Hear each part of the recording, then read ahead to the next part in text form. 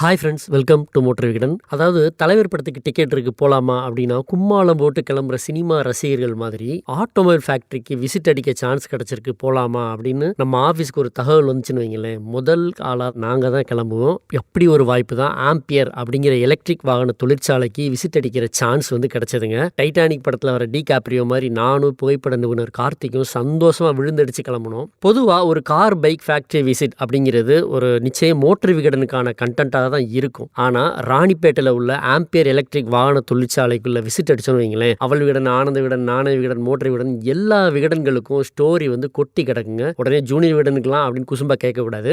பொதுவா கார் அல்லது பைக் ஃபேக்டரியில மனிதர்களை விட ரோபோக்கள் தான் அதிகமா இருக்கும். ஹுண்டாயெல்லாம் அப்படிதாங்க. அப்படியே மனிதர்கள் தென்பட்டாலும் பெண்கள் குறைவாக தான் தென்படுவாங்க. அப்படியே பெண்கள் தென்பட்டாலும் அவங்க பங்கு பெருசா இருக்காது. ஆனா ஆம்பியர்ல ரோபோக்களை விட ஆண்களை விட பொண்ணுங்க தான், அதுவும் ஸ்டூடெண்ட்ஸ் தான் வந்து அதிகமான அளவில் வாகன தயாரிப்புல ஈடுபட்டிருக்காங்க அப்படிங்கிறது நிச்சயம் அவள் விகடனுக்கான கண்டென்ட் அப்படின்னு தான் சொல்லுவேன். ராணிப்பேட்டைக்கு நடுவுல இருக்கிற இந்த ஃபேக்டரிக்குள்ள நுழைஞ்சதுமே நம்ம மரநடை வச்சுட்டு தான் உள்ளே அழைச்சிட்டு போய் காஃபிலாம் தராங்க.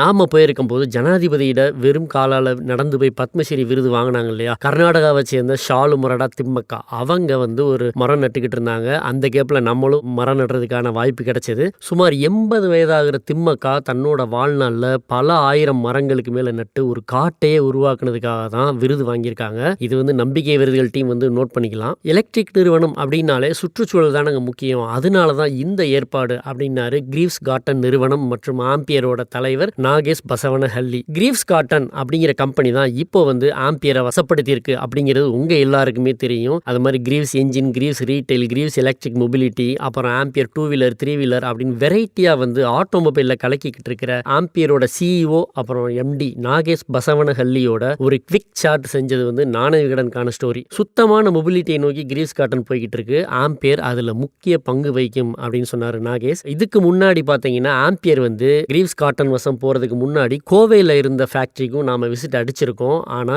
இப்போ வந்து அதை தாண்டி செம்ம ஹைடெக்கா இருந்ததுங்க. ஒரு ஐசி என்ஜின் வாகன தொழிற்சாலைக்குள்ள போனோம்னு வைங்களேன், சப்டைட்டில் இல்லாத கொரியன் படம் பாக்குற மாதிரி என்ன நடக்குதுன்னு தெரியாம இருக்கும். Body line, assembly line, engine bay, paint shop, அப்புறம் செக்ஷன், இன்ஸ்பெக்ஷன் டீம் அப்படி இப்படின்னு ஏகப்பட்ட இது வந்து குழப்பி அடிக்குங்க. ஆனா பல ஏக்கர்ல பறந்து விரிஞ்சிருந்த ஆம்பியர் தொழிற்சாலைக்குள்ள வாகனம் தயாரிக்கிறதுக்கு மட்டுமே நறுக் சுருக் அப்படின்னு ஒரு ஜெனரல் அசம்பிளி லைன் தான் இருந்துச்சு. பேட்டரிக்கான வெல்டிங் ஷாப்பு, அப்புறம் ஸ்கூட்டருக்கான பெயிண்ட் ஷாப்பு, மோட்டருக்கான ஷாப்பு அப்படின்னு பல அசம்பிளி லைன் இனிமே தான் வரப்போகுது அப்படின்னு சொன்னாங்க. இந்த எலக்ட்ரிக் வாகன தொழிற்சாலையோட டிசைனே வந்து ரொம்பவே வந்து ஈஸி, அதாவது ரொம்ப புரியுற மாதிரி ஈஸியா இருந்துச்சு. பிக் பாஸ் வீடு மாதிரி இருந்த ஒரு பெரிய பங்களாவுக்குள்ள ஒரு சின்ன அசம்பிளி லைனுக்குள்ளேயே மொத்த ஸ்கூட்டர்களும் வெளிவந்துகிட்டு இருந்துச்சு. காரணம், இப்போதைக்கு ஆம்பியர்ல ரெடி ஆகிட்டு இருக்கிற ஒரே ஸ்கூட்டர் ஆம்பியர் EX மட்டும்தாங்க. அதே மாதிரி எல்லாமே மேனுவலா நடந்துகிட்டு இருந்துச்சு. கொஞ்சம் வித்தியாசமாவே இருந்துச்சு. இனிமே தான் ஆட்டோமேஷன் சிஸ்டம் கொண்டு வர ஐடியால இருக்கிறதா வந்து ஆம்பியர் வந்து சொன்னாங்க.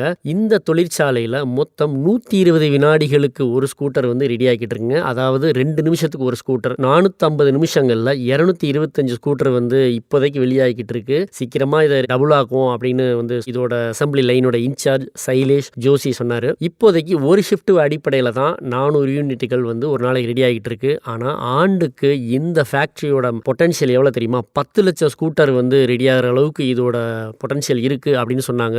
ஓலா அப்புறம் ஏத்தர் மாதிரி ஸ்கூட்டர்லாம் கொஞ்சம் ரெடியா இருக்கணும் போட்டிக்கு. ஜப்பான்ல பாத்தீங்கன்னா கான்பான் அப்படின்னு ஒரு சிஸ்டம் இருக்குங்க. இந்த சிஸ்டத்தை பாத்தீங்கன்னா வாகன தயாரிப்புக்கு தான் பயன்படுத்துவாங்களாம். அதாவது ஜஸ்ட் இன் டைமுக்கு ஒரு வாகன தயாரிப்பு நடக்கணும் அப்படின்னா இந்த சிஸ்டத்தை தான் ஜப்பானிகள் வந்து பயன்படுத்துவாங்க. இதுல ஒரு வினாடி கூட தாமதிக்காம வாகனங்கள் வந்து டப்பு டப்புன்னு வந்து விழுகும். ஜப்பானோட பங்க்சுவாலிட்டி பத்தி உங்களுக்கு தெரியும். மெட்ரோ ட்ரெயினே வந்து பாத்தீங்கன்னா மில்லி செகண்ட் கூட லேட்டா வராது அப்படிங்கறத ஸ்பெஷல். ஸோ இந்த ஜப்பான் நடைமுறையை பயன்படுத்தி ஆம்பியர் ஸ்கூட்டர் வந்து ரெடி பண்ணிக்கிட்டு இருக்கிறதுனால வினாடி கூட தாமதிக்காம எல்லா ஸ்கூட்டரும் ரெடி பண்ணி பரபரப்பா இயங்கிக்கிட்டு இருந்தது. செம்மையா இருந்துச்சு. அதுவும் பொண்ணுங்க வந்து பாத்தீங்கன்னா இங்க ஒர்க் பண்றதே பாக்குறதுக்கே செம்ம ஆச்சரியமா இருக்குங்க. இந்த ஆம்பியர் ஃபேக்டரியில 70:30 ரேஷியோல தான் பொண்ணுங்க இருக்காங்க அப்படின்னு சொன்னாங்க. அதாவது ஏத்தர், எம்ஜி, அப்புறம் யமஹா இந்த மாதிரி நிறுவனங்களை வந்து பொண்ணுங்க இருக்காங்க. ஆனா யமஹா மாதிரியான நிறுவனங்கள்ல, அதாவது பைக்ஸ்ல வந்து ஸ்டிக்கரிங் இருக்கு இல்லையா, அந்த வேலைப்பாடுகளுக்கு தான் பொண்ணுங்களை யூஸ் பண்ணுவாங்க. ஆனா இதுல பாத்தீங்கன்னா ஏகப்பட்ட இன்ஜினியரிங் ஸ்டூடெண்ட்ஸ் தாங்க பார்த்தாங்க. நீங்களே பாருங்க. இதுல பெரிய விஷயம் என்ன அப்படின்னா, இந்த பெண்கள் யாருமே ஆட்டோமொபைல் ஸ்டூடெண்ட்ஸ், அதாவது எக்ஸ்பர்ட்ஸ் இல்ல அப்படிங்கிறது தான். ஆனா அவங்க வந்து ஸ்கூட்டரை அசம்பிள் செய்யற விதமும், பைக் ரெடியான உடனே டெஸ்ட் ரைடிங் பண்ணி அதை இன்ஸ்பெக்ட் கனெக்ட் பண்ணுற விதமும் வந்து ஏதோ பல ஆண்டுகள் வந்து அனுபவசாலிகள் மாதிரி பண்ணுறாங்க.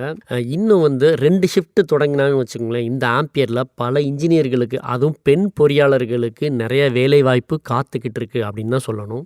ஆம்பியர் பற்றி உங்களுக்கு ஏதாவது கருத்து இருந்துச்சுன்னா தயவு செஞ்சு எங்களுக்கு ஃபீட்பேக் கொடுங்க. தேங்க்யூ.